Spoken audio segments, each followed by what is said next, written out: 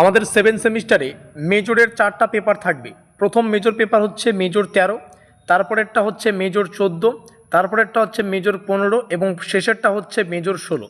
প্রথম যে 3টা মেজর পেপার অর্থাৎ মেজর 13 থেকে শুরু করে মেজর 13, 14, 15 এই 3টা পেপার আমাদের থিওরিটিক্যাল পরীক্ষা হবে। এখানে টিএইচ লিখে দিলাম। এই 3টা পেপারের আমরা লিখিত পরীক্ষা অ্যাটেন্ড করব। আর যেটার তোমরা আমাদের কাছে পেইড নোটস পেয়ে যাবে মাত্র 1250 টাকা থেকে পেইড নোটসের প্রাইস শুরু হচ্ছে। পরবর্তীতে এই প্রাইসটা কিন্তু 1450 টাকায় পৌঁছে যাবে। তো অতি অবশ্যই কেউ যদি বর্তমান সময় নোটপত্র সংগ্রহ করো তাদের কিন্তু 1250 টাকার মাধ্যমে মেজর 13, 14, 15 এই 3টা পেপারের কিন্তু সিলেবাস থেকে যা যা পড়তে হবে একদম সিলেবাস, কোশ্চেন প্যাটার্ন যা যাবতীয় বিষয় পড়তে হবে তোমরা আমাদের কাছে পেয়ে যাবে। যারা নোটপত্র আমাদের কাছে একেবারেই কোনো সেমিস্টারেও নেওয়া নেই তোমাদের সুবিধার্থে জানিয়ে রাখি আজকের এই ভিডিওটিতে তোমরা আমাদের পেইড নোটসটা ডেমো আকারে দেখতে পারবে। আর যারা নোটপত্র নিয়েছো তোমরা তো অলরেডি নোটপত্র সংগ্রহ করতে চাইছো এবং যোগাযোগ করেছো, তো যাই হোক সবাই সেভাবে সংগ্রহ করো। আমাদের অফিসিয়াল যোগাযোগ নম্বর তোমরা দেখতে পাচ্ছ 7384041536। এই নম্বরেই যোগাযোগ করে কিন্তু এই নোটপত্রগুলো সংগ্রহ করতে হবে। প্রেজেন্ট প্রাইস 1250 টাকা, পরবর্তীতে প্রাইসটা 1450 টাকায় পৌঁছে যাবে। বাকি থাকলো মেজর 16 অর্থাৎ মেজরের শেষ পেপার। এটা ডিজার্টেশন বলে একটা পেপার রয়েছে। এটা সম্পূর্ণটা কলেজের হাতে থাকে, এটা একটা প্রজেক্ট টাইপের ব্যাপার।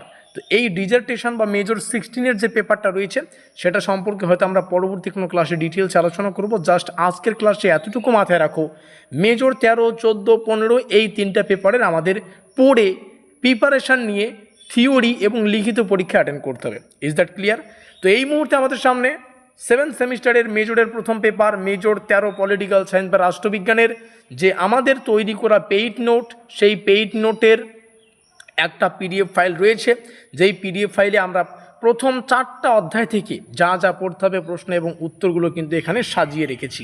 তো অতি অবশ্যই ডেমো আকারে 2-3টা প্রশ্ন আমরা অবশ্যই তোমাদের সামনে দেখিয়ে দেব। তোমরা আমাদের পেইড নোটসে কী কী পেয়ে যাবে সেগুলো একটু সংক্ষেপে বলে রাখি যারা জানো না। আমাদের পেইড নোটসের সিলেবাস, কোশ্চেন প্যাটার্ন পাবে। যে কোশ্চেনগুলো বেশি গুরুত্বপূর্ণ সেগুলোর শেষে স্টার চিহ্ন পাবে যাতে করে দেখলেই তোমরা বুঝতে পারো। আমাদের পেইড নোটসে প্রত্যেকটা প্রশ্ন বাংলা এবং ইংলিশ থাকবে, কারণ আমাদের পরীক্ষায় তো ইংলিশে কোশ্চেনগুলো আসে। আমরা তোমাদের বোঝানোর সুবিধার্থে বাংলায় কিন্তু রেখেছি, তো বাংলা ইংলিশ দুটো ভাষায় পাবে। আর বিগত 5 বছর থেকে আমরা নোটপত্র দিয়ে আসছি। এর আগে আমরা যেই 6 সেমিস্টারের সাজেশন এবং নোটপত্র দিয়েছি সেখান থেকে কিন্তু ছাত্রছাত্রীরা পরীক্ষা প্রত্যেকটা প্রশ্ন হুবহু কমন পেয়েছে, যারা নিয়েছে তারা জানে। তোমরা পাবে সম্পূর্ণ নোটস এবং অধ্যায়ভিত্তিক সাজেশন। এখানে সম্পূর্ণ নোটস মানে সম্পূর্ণ সিলেবাস থেকে আশা করি যা যা পড়তে হবে প্রত্যেকটা বিষয় আমরা এখানে রেখেছি এবং যেগুলো বেশি গুরুত্বপূর্ণ সেগুলোর শেষে স্টার চিহ্ন দিয়েছি। তবে এবার নোটপত্রগুলো বেশিরভাগ সাজেশন টাইপেরই হবে, চিন্তা ভাবনা করতে হবে না। এগুলো তোমাদের পিডিএফ আকারে কিন্তু সংগ্রহ করতে হবে, হোয়াটসঅ্যাপে তোমরা পাবে।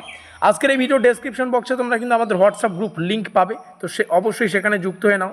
7 সেমিস্টারের শুরু থেকে যা যা পড়তে হবে তোমাদের এখানে 78 লেখা আছে, মানে 7 সেমিস্টারের শুরু থেকে যা যা official update, university update, college update সেগুলো আমরা কিন্তু আমাদের হোয়াটসঅ্যাপে পাবলিশ করব। তো যাদের সিলেবাস প্রয়োজন আপাতত ইংলিশের সিলেবাসটা এখান থেকে দেখে নাও। আমরা পরবর্তীতে এই সিলেবাসগুলোকে বাংলা এবং ডিটেলস ছাড়াও আলোচনা করব। টোটাল 10টা চ্যাপ্টার রয়েছে, ঠিক আছে। আর এই 10টা চ্যাপ্টার তার পাশাপাশি 3টা মেজর পেপার। তোমরা যদি অন্য কোনো জায়গায় টিউশনও পড়তে যাও, সপ্তাহে যদি 2 দিন করে টিউশন পড়ায় কখনও তোমরা সিলেবাস শেষ করতে পারবে না, এটা মাথায় রাখবে।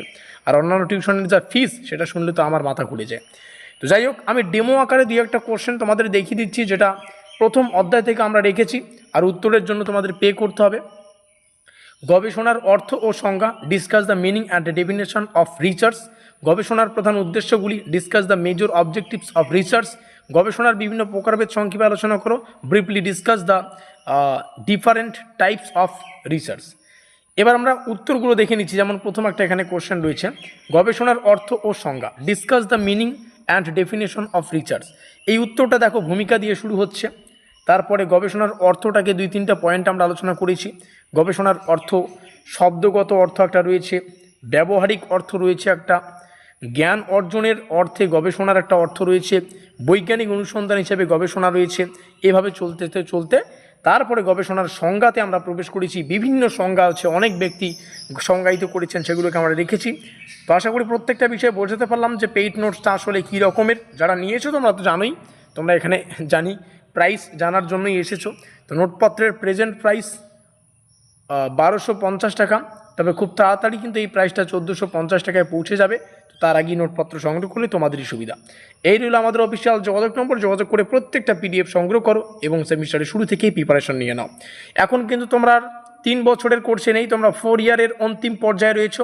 4th ইয়ারের লাস্ট দুটো সেমিস্টার অর্থাৎ 7 এবং 8 সেমিস্টার, আর এই দুটো সেমিস্টার কিন্তু তোমাদের ভালো করে পরিশ্রম করে কিন্তু প্রিপারেশান নিতে হবে, কারণ এই দুটোই লাস্ট সেমিস্টার। এখানে কিন্তু অনার্সের ব্যাপার আছে, অনার্স উইথ রিসার্চের ব্যাপার রয়েছে।